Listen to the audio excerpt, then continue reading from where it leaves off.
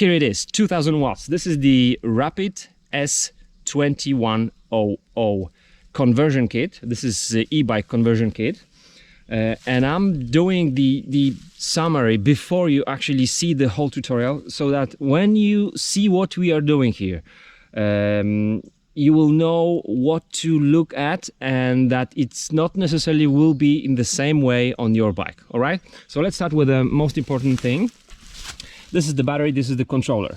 The controller, as you see, should be upside, and this is upside down, right? Because this part should be the top one, and then the cables should go down here. But in order to save space, we just got 4 millimeters more, and if it wasn't like that, it wouldn't be possible to put battery in this frame.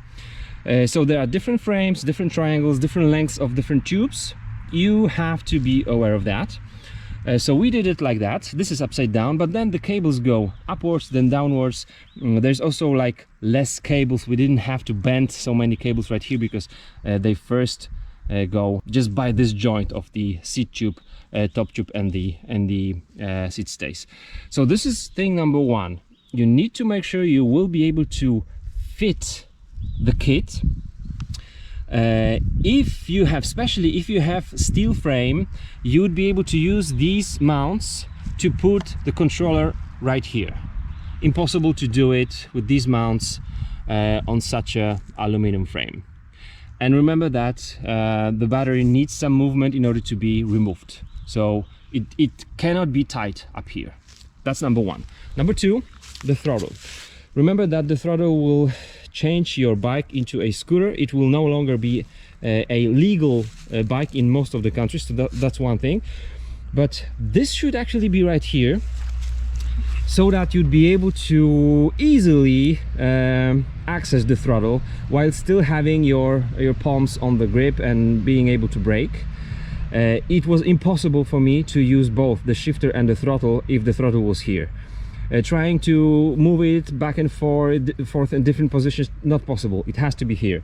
I personally don't use a throttle. I wouldn't use it, but just for you to know, there is a throttle in the set, in the kit, and with this shifter, impossible to do it in any other way.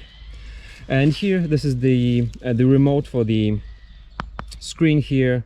Fits very, very nicely, but it's very tight between the downshifting lever and the braking lever on this set.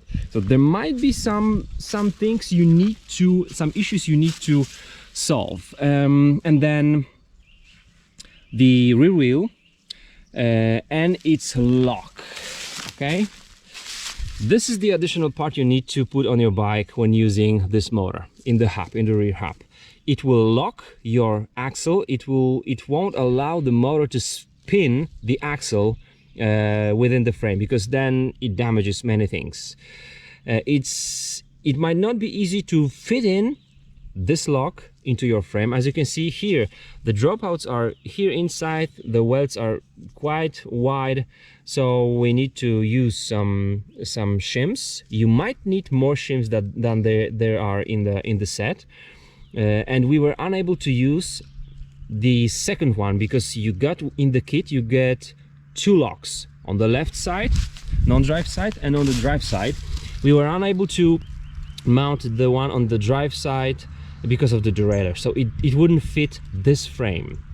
I would highly recommend to have both sides, because I already did spin the axle within the frame, because I needed to use more torque on these bolts. So just remember, this is a lot of power. You need to really screw those in very, very well. I mean, those mounting nuts, you need to do it very well, otherwise one lock may not be enough for such a motor. And that's basically it. Then of course the cables, make sure that all the zip ties you are using won't hurt you. It's a good thing to use maybe sandpaper or something to actually sand those really sharp edges down, and try to do it neatly. I would maybe use something in addition to what we have here, so that the water wouldn't come in here. Otherwise, it doesn't look ugly, it looks okay. It's just additional equipment on your bike, that's for sure. Easier with the motor than this unit here in the hub than with the motor right here, because you saw on the mid version that there was more problems to solve. But certainly you need to make sure that the disc rotor won't rub against your lock, any cables. It all fits nicely. The wheel can spin easily, and that's basically it. And then the full tutorial after that.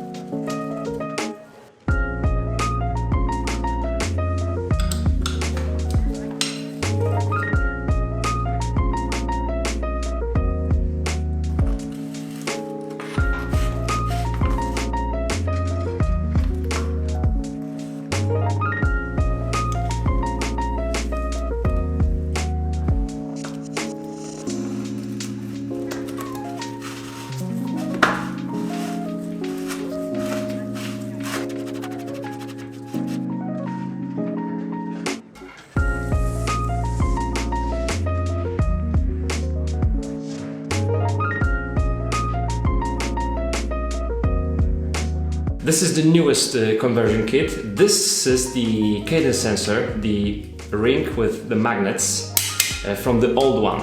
The new one doesn't work for our triple crankset because there is no enough space between the crankset and the bottom bracket for this little ring to come in between. So we need to use, fortunately we have the old one, the old system, which fits.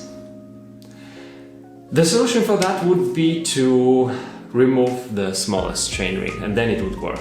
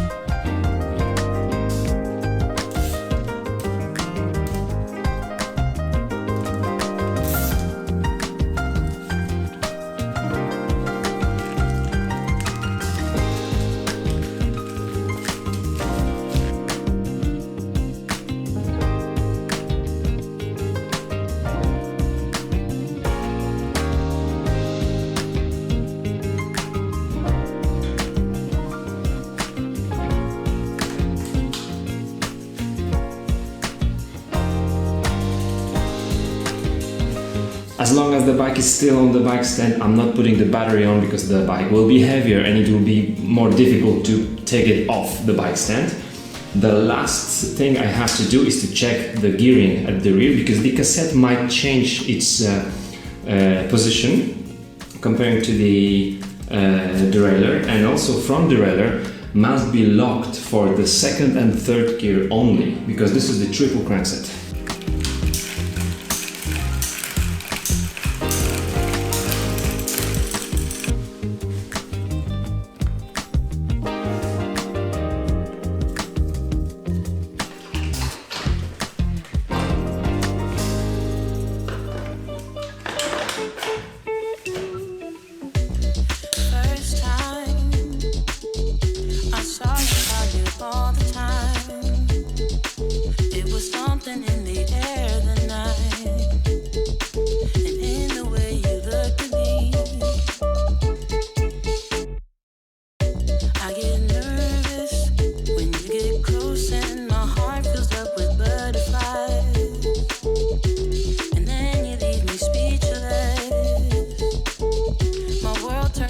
Down.